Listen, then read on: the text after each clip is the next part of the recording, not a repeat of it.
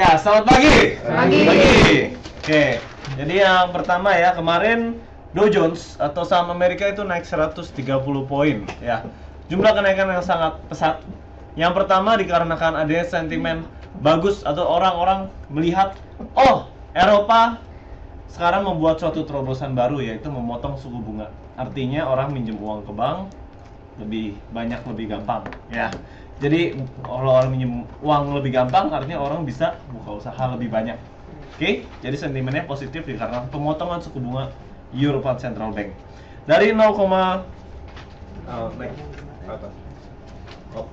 Dari 0,75 dipotong jadi 0,5 sesuai prediksi. Oke. Lalu kemarin yang membantu Dow Jones bisa mencapai harga tertinggi ya sepanjang sejarah. Yang pertama adalah ECB press conference. Mario Draghi bilang bahwa dia akan membuka banyak peluang untuk apa tadi? Kasih dana ya.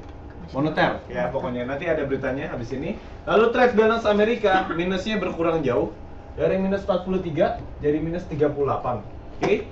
Dan unemployment claims, jumlah pengangguran yang mengklaim asuransi di Amerika Serikat dari 342 jadi 324. Itu jumlah penganggurannya turun, artinya ya bagus. Jadi kemarin sentimennya banyak yang positif naik. Dan hari ini Bank Jepang libur. Lalu setengah 9 tadi Aussie sempat naik lumayan kencang dikarenakan PPI ya, dari 0,2 jadi 0,3 naik. Aussie naik. Oke.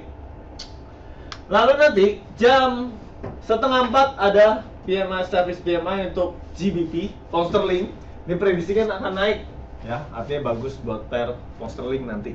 Tapi kemungkinan besar efeknya hanya sekitar 30 poin untuk berita ini.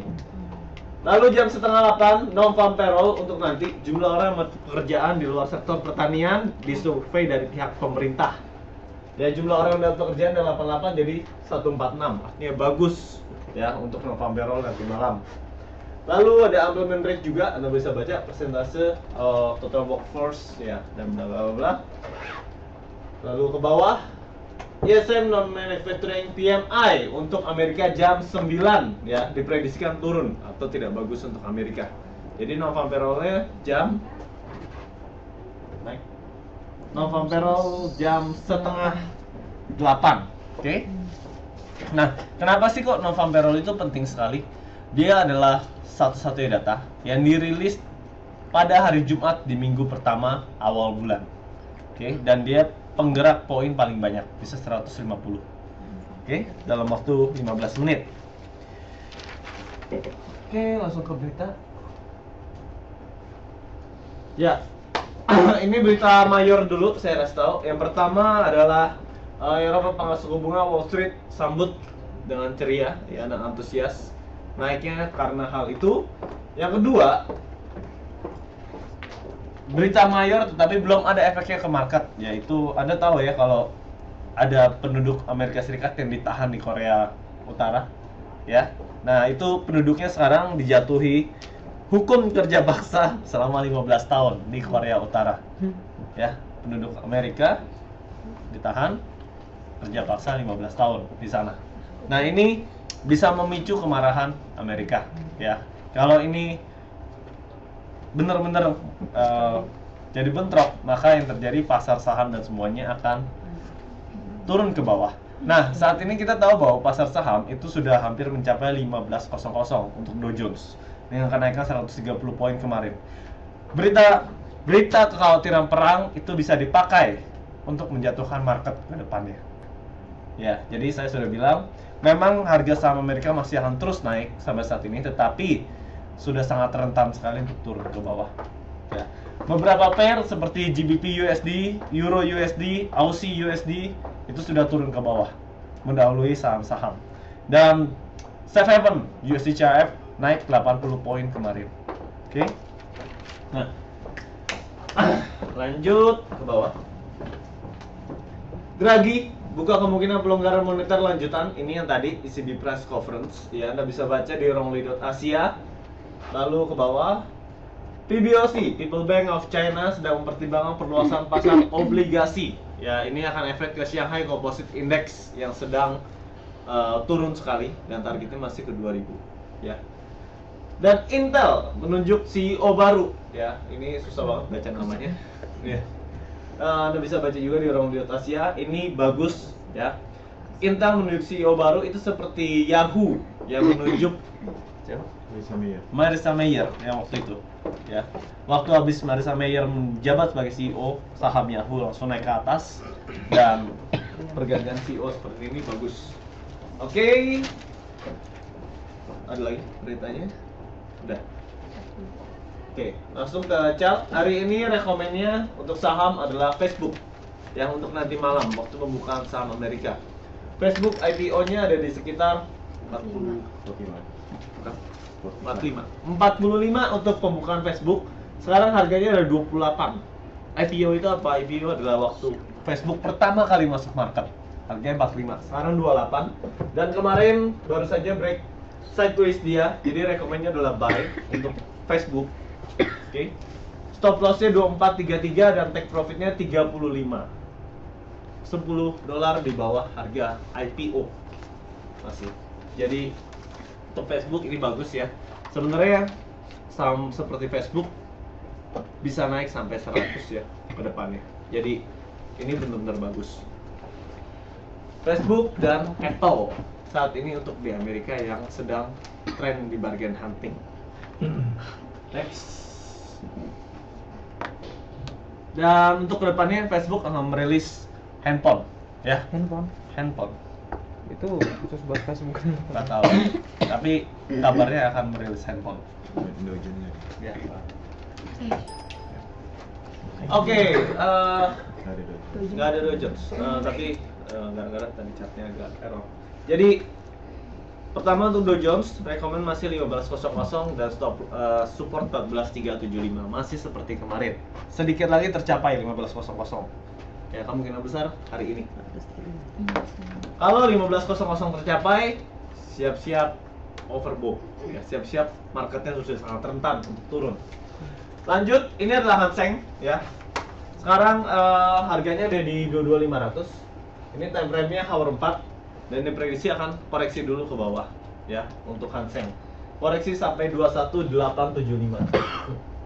Turun untuk naik lebih tinggi lagi. Oke. Kenapa Hang Seng bisa turun? Kemungkinan besar karena perlambatan aktivitas pabrik di China ya, karena saham Hong Kong itu kebanyakan saham Cina juga. Jadi sedikit banyak pasti akan ngefek. Untuk emas juga target 15.00 dan sepertinya sebentar lagi juga akan sudah tercapai.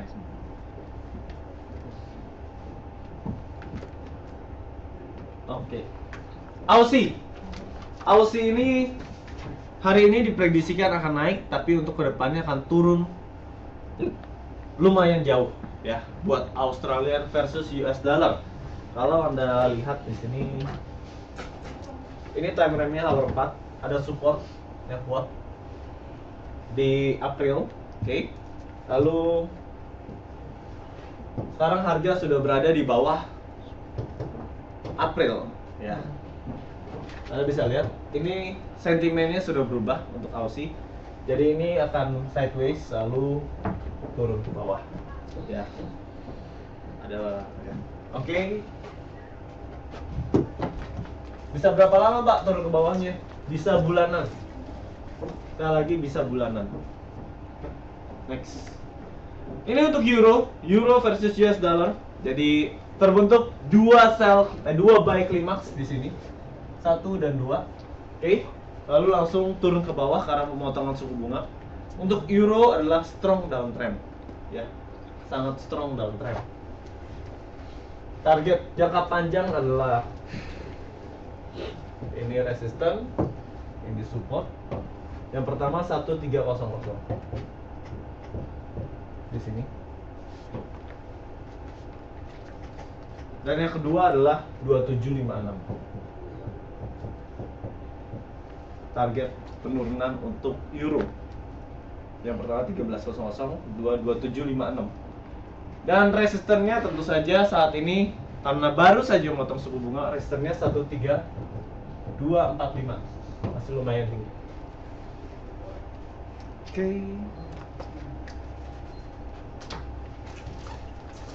Next. Ini untuk GBP atau pound sterling. Ya, pound sterling ini yang pertama resistennya 15625. Kemungkinan besar masih akan menyentuh untuk resistennya dalam waktu dekat 5625. Tetapi ini adalah harga yang sungguh sangat overbought atau orang-orang sudah banyak melakukan posisi sell di harga sekarang. Ya, untuk GBP dari bawah dari bulan April awal, Februari akhir sampai sekarang sudah naik 700 poin. Jadi kalau Anda pasang posisi sell sekarang, Anda pasang kenaikan 700 di ujungnya. Oke?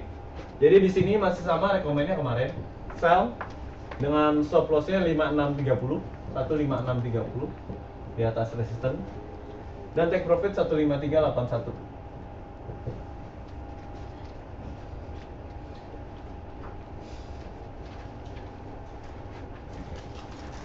Jadi strong downtrend ya.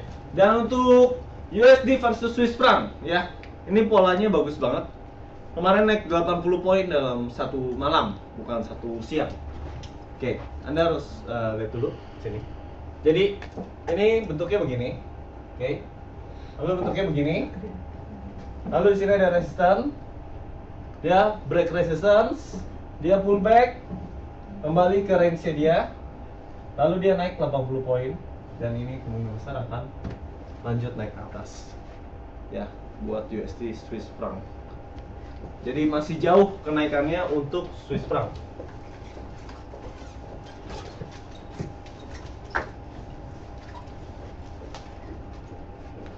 Ya, sekian. Thank you.